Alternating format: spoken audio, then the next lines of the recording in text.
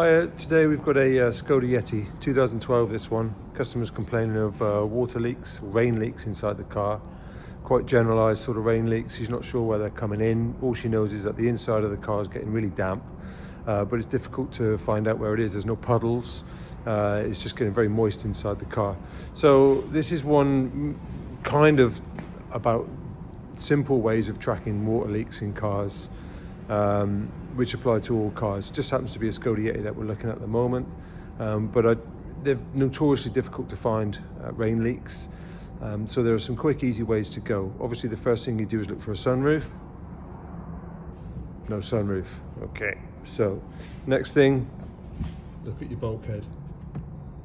If it's the type of bulkhead that has a deep channel in it, it will have to have drains. Always check that those drains are clear. Some are worse than others. Some have got big drains that won't clog up with dead leaves and stuff. Others not so good, and they clog up, fill up with water, the water level rises, and the water runs in through your central electrics or up through the pollen filter, or depending on which car, you start getting problems. So that's the next place to check. Assuming all that's good, you start having to look at the bottoms of the doors. Window regulators allow water in sometimes, so the water will run down the outside of the glass, will run down here, fill the door up with water, and obviously it's got to go somewhere. Most cars have got nice big drain holes. This one here's got one there, and also one at the back. You make sure they're nice and clear as well. Make sure there's no trace marks of water coming along the bottom, indicating that it's run through the window regulator and coming through here. So there's another one. If you get no problems there, as with this one, I've discovered that all those usual culprits seem to be okay. So I've started looking around elsewhere to try and find where the moisture might be. Generally speaking, the moisture is more in the back of the car than it is in the front. So I've looked around the rear door seals and the drains, and then I've gone to the boot. When you lift the boot carpet down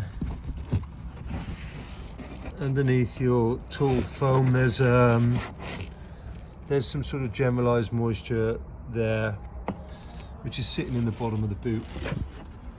So then, next telltale sign is the fact that this boot seal is dirty.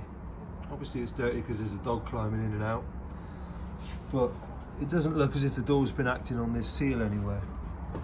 So when you look at the tailgate, you can see that the seal's been working okay here, but then here you can't see the seal's been acting. Like there's a line, a clean line where the seal's been acting. There's a clean line. You get to here, there's not much going on, it's just dirty, indicating there's an air gap there. So okay, what's causing that? Sometimes you find out that the plastic here is holding the rubber off, and the rubber isn't sitting properly, but in this case I found that the tailgate just isn't sealing. So you can see there straight away that when you remove the tailgate, there's a lot of free play in the tailgate. All that movement there,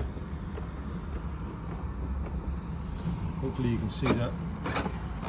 All that movement is allowing the tailgate to float around. So there's a quick, easy repair to adjust that.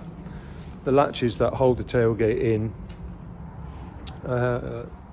on this one, it's really simple. You don't even have to take any covers off. There's a couple of star drives there, just slacken them off.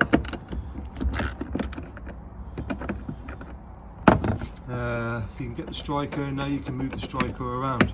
This striker was all the way out, as far forward as it can, as far backwards as it can get. So all I'm going to do is just move the striker a bit further back, and then when the door shuts,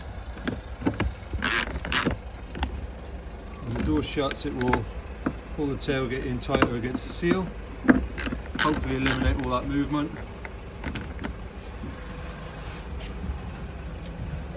And straight away we can see all that movement has been eliminated. So there we are. Not so much a fix on this particular vehicle, but more of a generic way of figuring out leaks.